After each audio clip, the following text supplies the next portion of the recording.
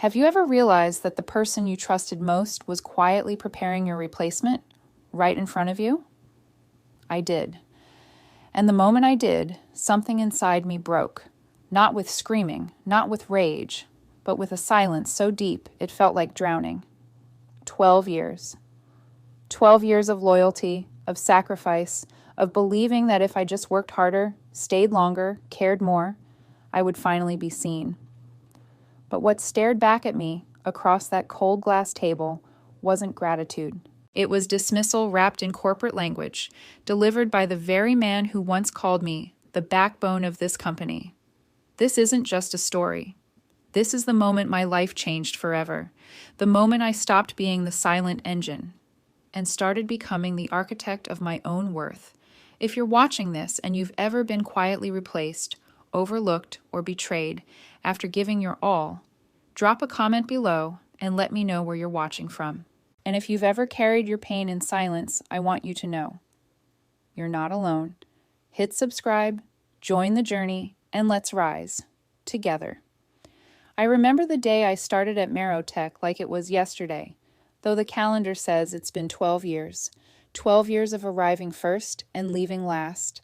12 years of making sure the coffee was always fresh when Sean needed it most. 12 years of fixing systems no one else understood. 12 years of quiet competence. My name is Emily Torres. I'm 41, and until recently, I was the executive assistant to Sean Whitaker, VP of Operations at Marotech in Denver.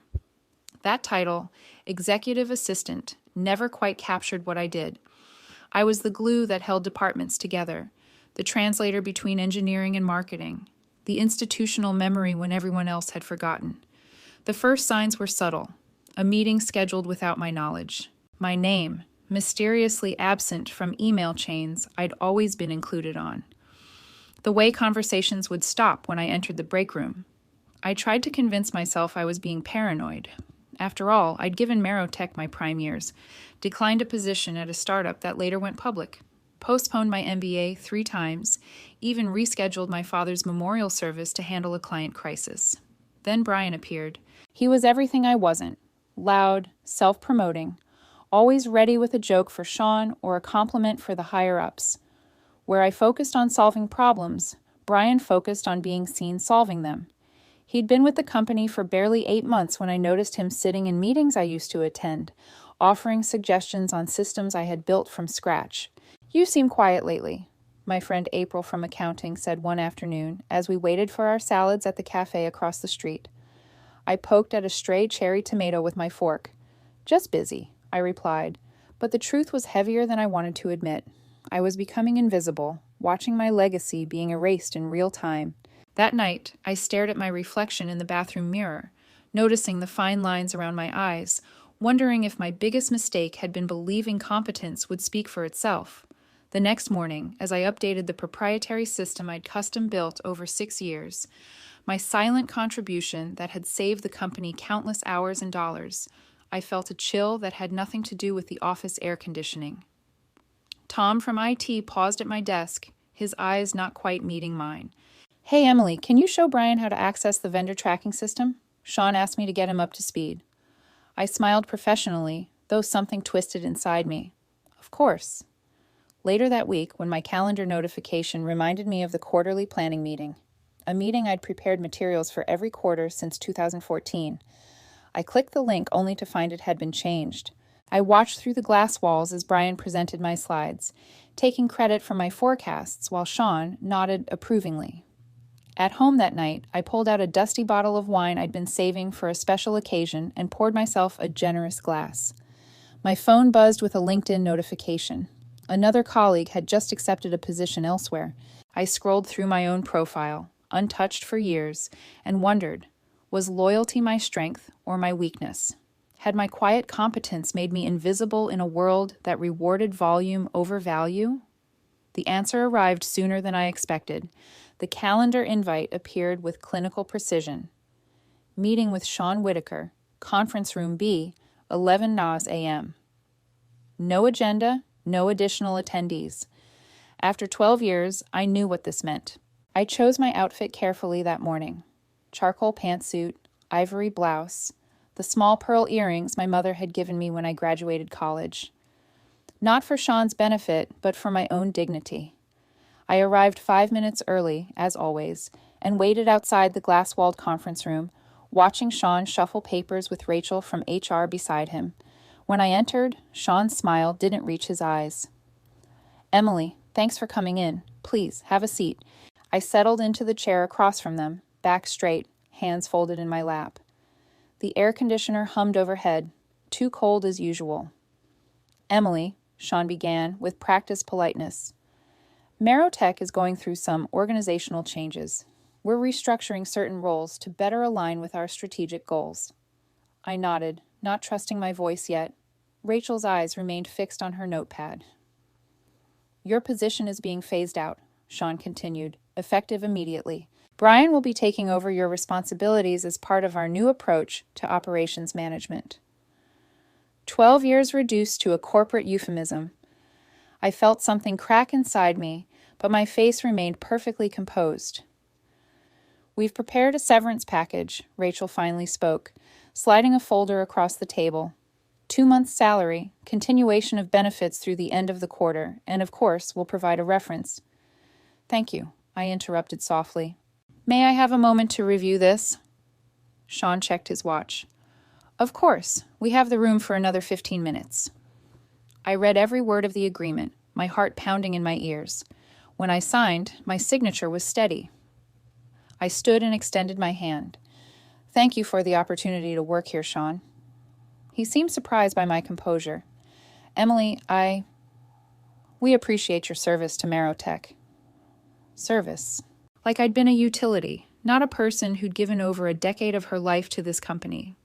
I walked out with my head high, past curious eyes and whispered conversations. It wasn't until I reached my desk that the weight of what had happened truly hit me. My family photos, my extra pair of shoes, the emergency chocolate I kept in my drawer for crisis days. These small pieces of my life now needed to be packed away. April appeared at my side. "Emily, is everything okay?" I couldn't speak. I just shook my head slightly and began emptying my drawers into a cardboard box security had provided. Tom hovered nearby, looking stricken but not surprised. "I'm so sorry," he whispered. "We all tried to tell them. The system. No one knows it like you do." The system, my quiet creation, built nights and weekends, the centralized platform that had transformed Marotech's operations from chaotic to streamlined. Brian had barely scratched its surface. As I cleaned out my desk drawer, my fingers brushed against something small and forgotten, a USB drive, unlabeled and unremarkable. I remembered what was on it, the original code, documentation, and backup protocols for the entire system, information that wasn't stored anywhere else in the company. I slipped it into my pocket without thinking. The security guard escorted me to my car, an unnecessary humiliation. As I placed the box in my trunk, the Denver skyline sparkled in the distance, buildings reaching toward a cloudless blue sky, beautiful and oblivious. It wasn't until I was halfway home that I had to pull over, my vision blurred by tears I could no longer contain. In the silent confines of my car, parked on a side street, I finally allowed myself to feel everything: the betrayal, the loss, the anger, the fear. 12 years of my life, discarded so easily. What happens when you've defined yourself by your work, only to find that work never defined you back? The first text came at 6:42 the following morning. "Emily, are you available to talk? It's urgent. Sean." I silenced my phone and rolled over in bed, pulling the covers up. For the first time in 12 years, I didn't have to be anywhere. I dozed until 9, then made myself a proper breakfast. Eggs, toast, and coffee I could actually sit and enjoy while it was still hot. By then, my phone showed 3 missed calls from Sean and a new text. "System's down. Brian can't figure it out. Need your help. ASAP." A small, vindictive part of me wanted to smile, but mostly I felt hollow. I set my phone aside and took a long shower, letting the hot water wash over me. When I emerged, there were 2 more missed calls and an email marked urgent from Sean. I opened my laptop and checked my personal email instead. I had barely maintained it over the years, too consumed by work. There were birthday wishes I'd never responded to, newsletters I'd never read, and a life I'd put on perpetual hold. By noon, my phone rang again. This time, it was April. It's absolute chaos here," she said, her voice hushed. "The ordering system crashed, and no one can access the client database. Brian keeps saying he's working on it, but he's sweating through his shirt." I cradled my mug of tea. "That sounds stressful." "Sean's losing it. He's been asking everyone if they know how to contact you." "He has my number," I said simply. "Will you come back?" April asked. "They're desperate." I thought about it for a moment. What did they offer? Emergency consultant rate, I think. Sean mentioned something about triple your hourly. The money would be nice, but something inside me had shifted. "I need some time, April. I'll think about it."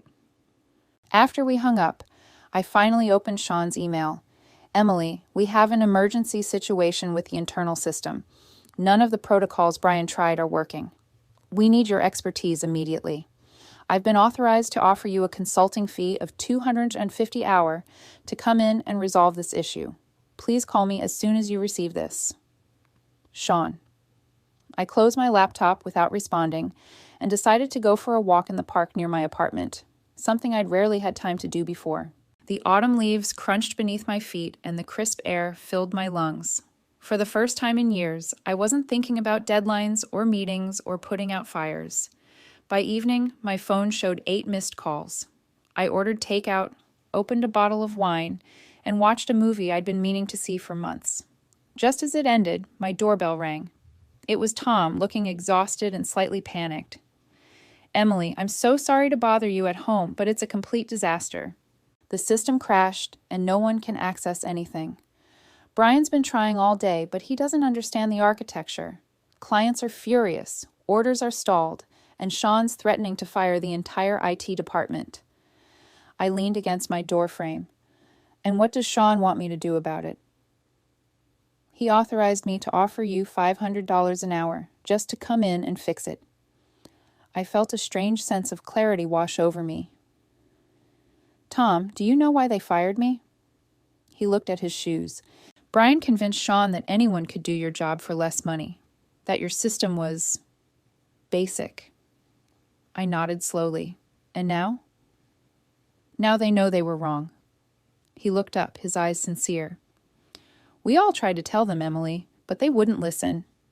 I thought about the USB drive sitting on my kitchen counter, containing the keys to a kingdom that no longer valued me.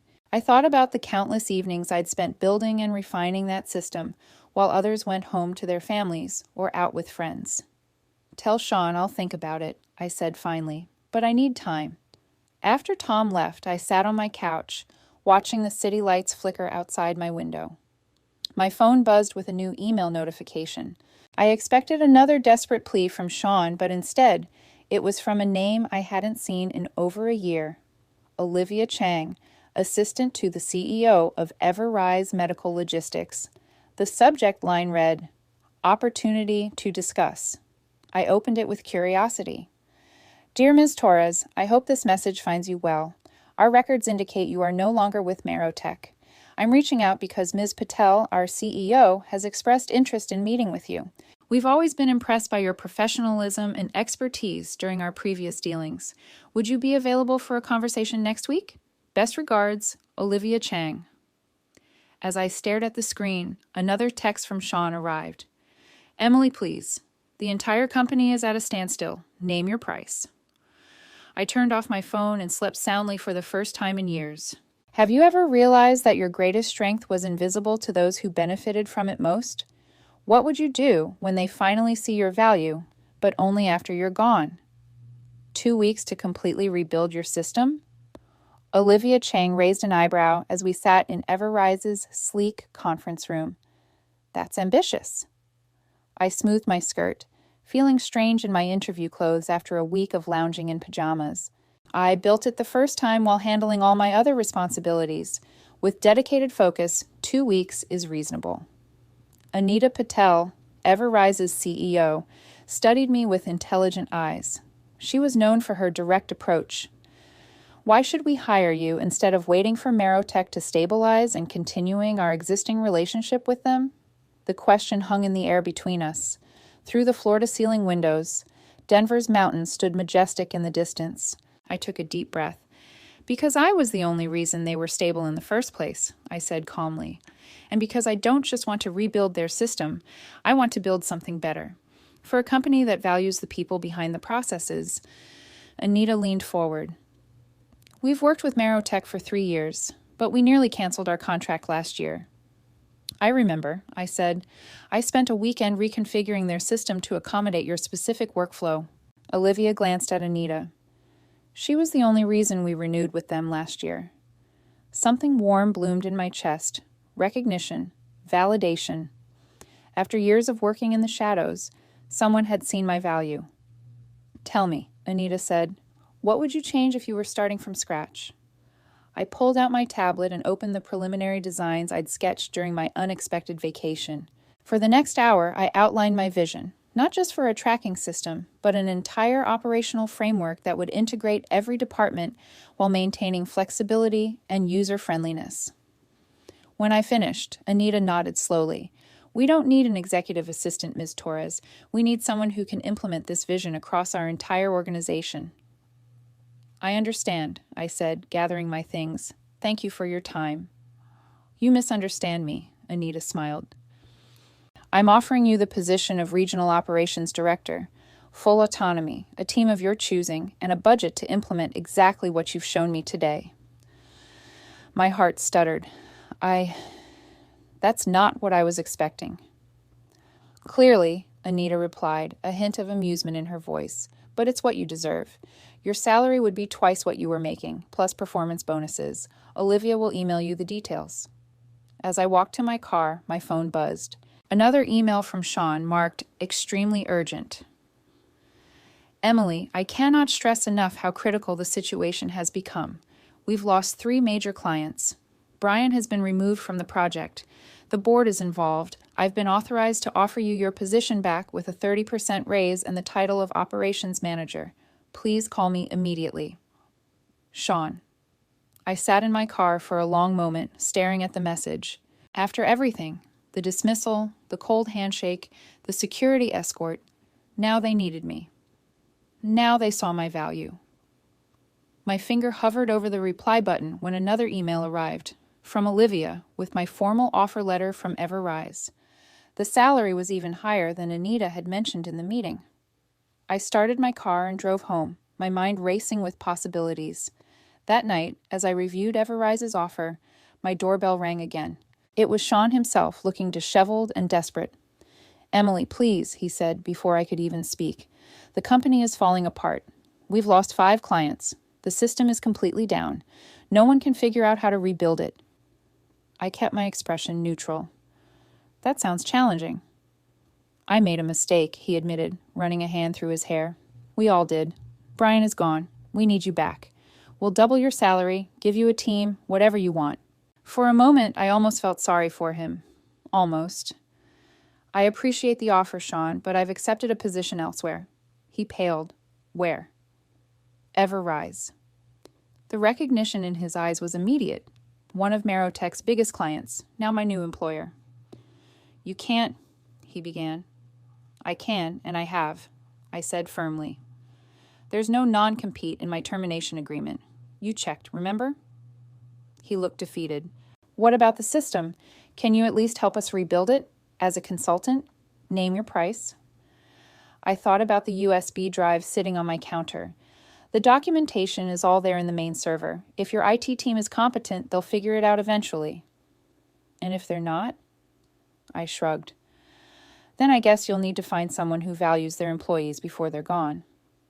After Sean left, I called April. How are you holding up? It's a nightmare, she sighed.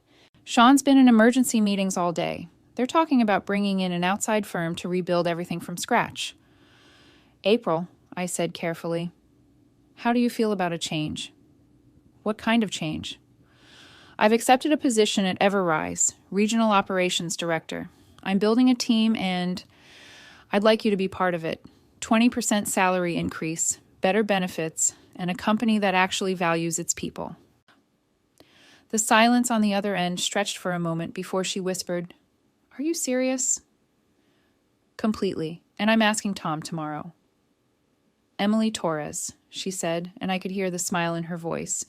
"You magnificent woman. When do we start?" As I hung up, I felt something I hadn't experienced in years.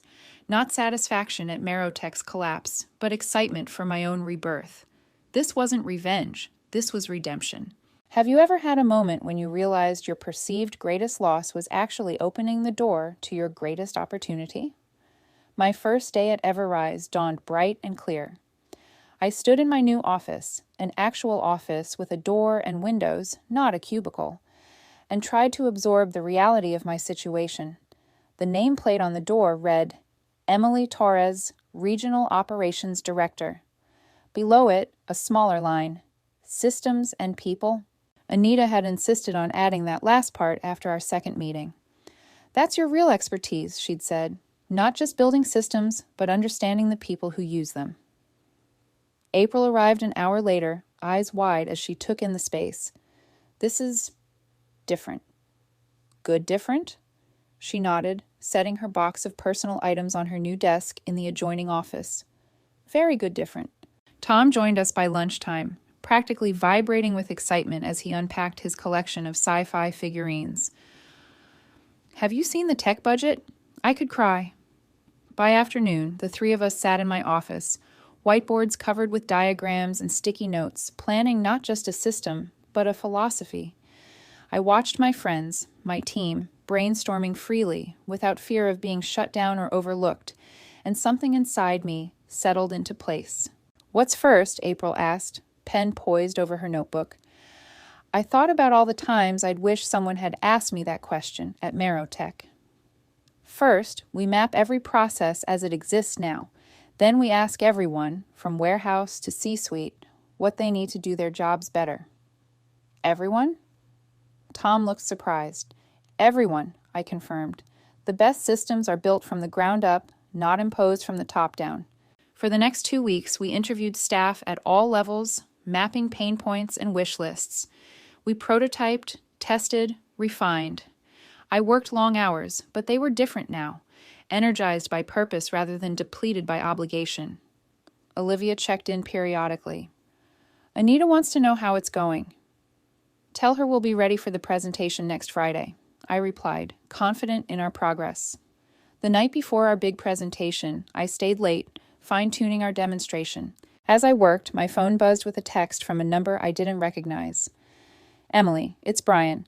I don't know if you'll read this, but I wanted to apologize. I had no idea what you really did at Marotech until everything fell apart. They're bringing in a consulting firm for 1.2 million to rebuild what you created. I've taken a job elsewhere, but wanted you to know you were right all along." I stared at the message, unsure how to feel. Not vindicated exactly, but acknowledged.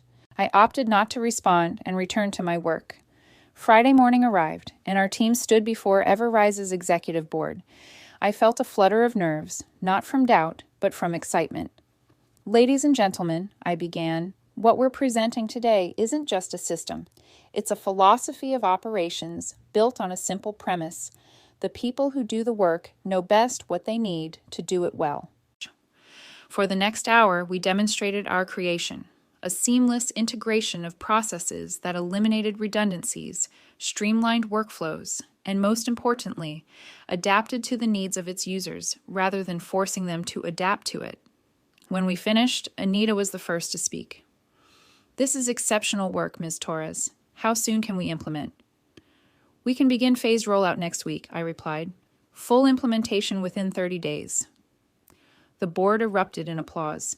As we gathered our materials, Anita approached me privately. "I received a call from Marotech's CEO yesterday," she said casually. "They wanted to discuss renewing our contract." My heart skipped. "And?" "I told them we're moving in a different direction," she smiled, "one with better leadership." That evening, I treated my team to dinner at a restaurant we could never have afforded on our old salaries. As we raised glasses in celebration, April said what we were all thinking. To Emily, who proved that quiet competence speaks volumes when it walks out the door. We laughed, but there was truth beneath the humor. I had spent years making myself indispensable without making myself visible. Never again. Later that night, alone in my apartment, I unpacked a box I'd brought from my old home office, awards Marotech had received for operational excellence during my tenure, none of which mentioned my name. I placed them in a drawer instead of on display. They were part of my past, not my future. My phone chimed with an email from Olivia containing the schedule for next week's departmental meetings. The subject line read, "Your vision, your lead." Gikim, 3 simple words that recognized what Marotech never had. This wasn't just about implementing a system. It was about leading a transformation. For the first time since my termination, I felt truly free of Marotech's shadow. Not because I had proven them wrong, but because I had finally proven myself right. If you've ever been undervalued, how did you find the courage to step into a role that truly recognized your worth? What tools do you need to do your jobs better? The question hung in the air of Everrise's main conference room, met with surprised silence from the team gathered around the table. 6 months into my new role, I was holding my first all-hands operations meeting with the expanded team of 12, a mix of Everrise veterans and new hires I'd personally selected. Marcus, one of the warehouse supervisors, looked confused. "You want us to tell you what we need?" I nodded, pen poised over my notepad. "Exactly. You're the experts in your areas. I'm here to make sure you have what you need to excel." The floodgates opened. For the next 2 hours, ideas flowed. From simple fixes like upgrading scanner batteries to complex process improvements that could save hundreds of labor hours monthly. I wrote everything down, asked clarifying questions, and promised to prioritize their needs. As the meeting concluded, Desiree, our inventory manager, lingered behind. "I've been here 7 years," she said quietly. "That's the first time anyone with director in their title has asked us what we need instead of telling us what to do." The comment stayed with me as I walked back to my office where April waited with our quarterly numbers. "We're up 17% in efficiency," she announced, barely containing her excitement. Anita's ecstatic. "And the staff satisfaction surveys?" I asked, equally curious about the human metrics. "Even better. 23% increase in overall job satisfaction, turnover down by almost a third." These were the numbers that truly mattered to me. Systems could be replicated, but culture, the feeling of being valued and heard, that was the real transformation. That afternoon, I took a rare lunch break, sitting in a sunny spot in the courtyard of our building. My phone buzzed with a LinkedIn notification. Sean Whitaker had viewed my profile. I clicked through to see his update, seeking new opportunities in operations management. I felt no satisfaction at his apparent downfall, only a quiet recognition that leadership built on listening would always outlast leadership built on appearances. When I returned to my office, Tom was waiting, tablet in hand. "We've got the beta version of the mobile app ready for testing," he announced proudly. "The warehouse team can process returns without going back to the stations now." It was an idea that had come directly from our frontline staff, one that would save countless steps and hours, one that would have been dismissed at Marotech as too costly or unnecessary. "Schedule the testing for tomorrow," I said, "and make sure Marcus's team gets credit for the concept." That evening, I had dinner with Anita, something that would have been unimaginable with my former bosses. Over plates of Thai food, she shared the news. "The board approved your full budget request for next year, and they want you to present at the leadership retreat in Aspen." I nearly choked on my pad thai. "They want me to present?" Anita smiled. "About building systems around people, not forcing people to adapt to systems. Your approach has some of the old guard reconsidering their methods." As I drove home that night, the Denver skyline glittering against the mountain backdrop, I realized how much had changed in 6 months. Not just my title or salary, but my understanding of what leadership truly meant. True leadership wasn't about commanding from above, it was about lifting from below. It wasn't about being the loudest voice, it was about amplifying the quietest ones. It wasn't about taking credit, it was about giving it freely to those who earned it. The next morning, I received an email from a name I didn't recognize. Jennifer Lewis, VP of Operations at Biometric Solutions, one of Marotech's former clients. Ms. Torres, your reputation precedes you. We've heard remarkable things about the transformation you've led at Everrise. Our company is seeking similar improvements in our operations. Would you be open to a conversation about consulting opportunities? I forwarded the email to Anita with a simple question. Thoughts? Her reply came minutes later.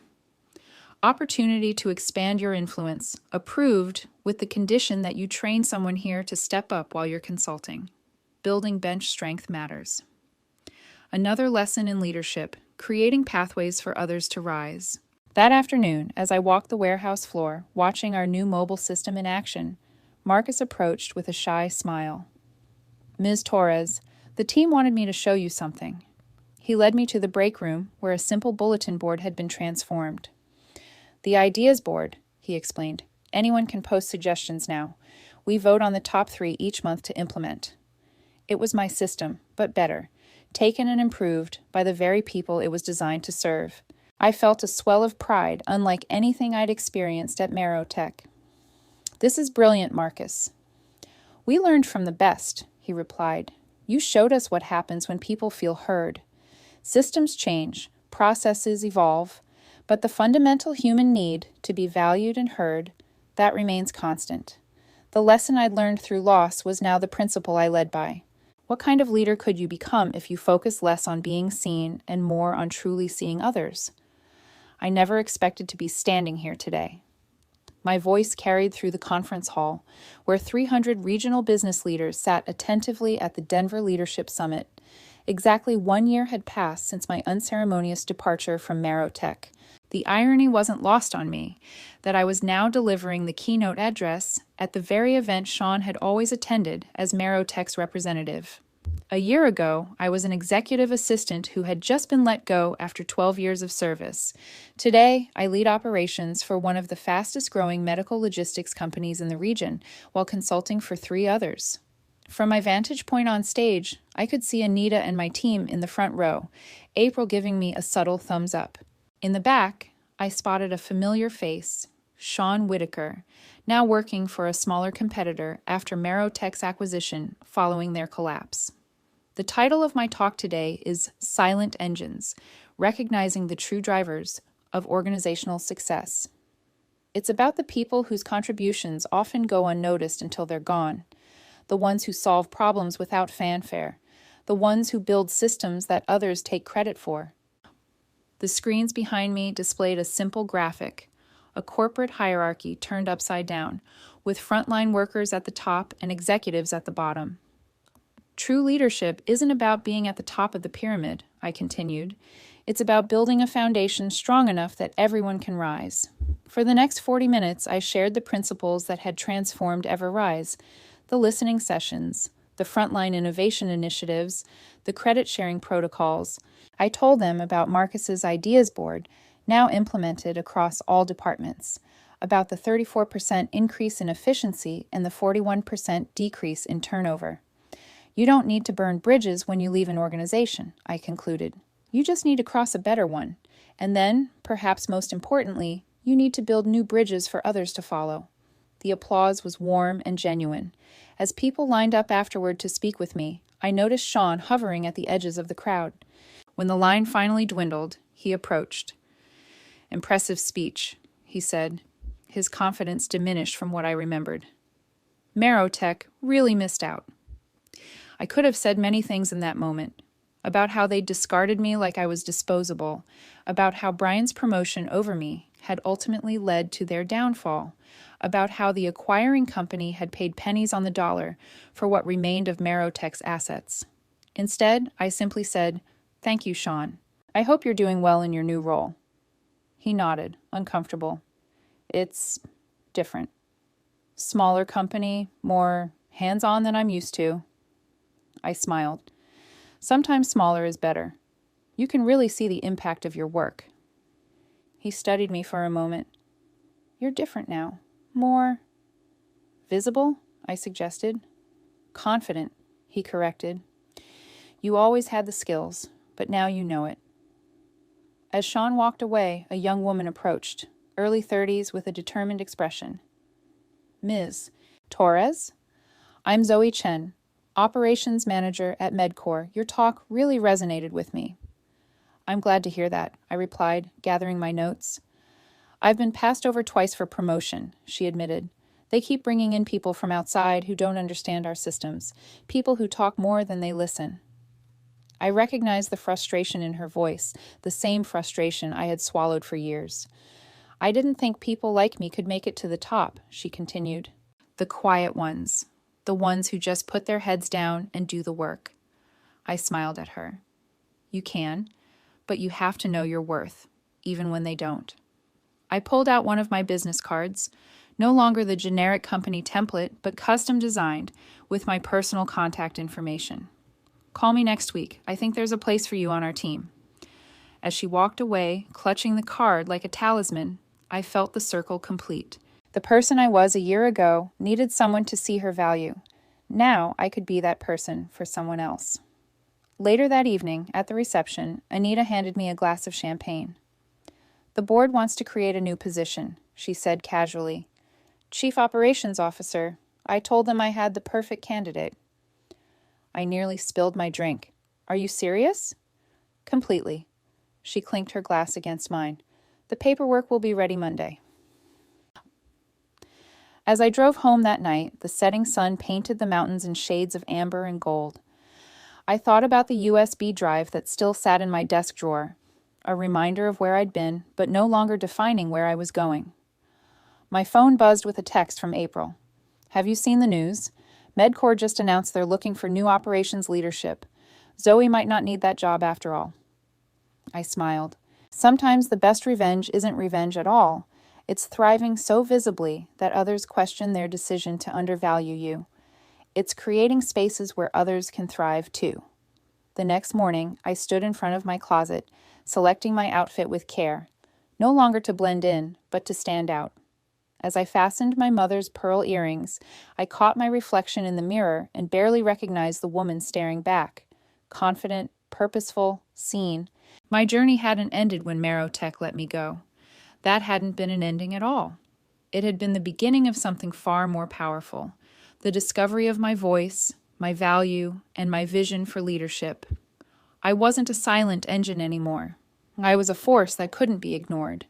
Not because I demanded attention, but because I created value that spoke for itself. Every morning now, I ask myself, whose voice needs to be amplified today? Who's building something valuable in silence?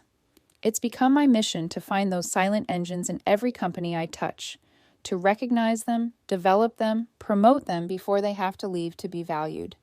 Last week, I received an Industry Leadership Award. As I stood at the podium, I looked out across a room of executives and saw Zoe sitting among them, now Operations Director at MedCore, implementing the same principles I had taught her. I saw Tom, April, and Marcus in the audience, cheering louder than anyone. I saw Anita nodding with that knowing smile that said, I told you so. And somewhere in the back, I caught a glimpse of Brian, watching with an expression I couldn't quite read. He had found a new position eventually, I'd heard, though not at the level he'd enjoyed at Marotech. Sometimes I wonder if he learned anything from the experience. I hope he did.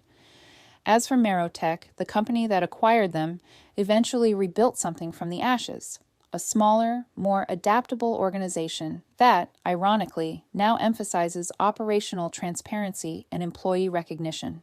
I smile whenever I see their new mission statement, knowing that sometimes the most powerful changes come from the most painful lessons. My story isn't unique.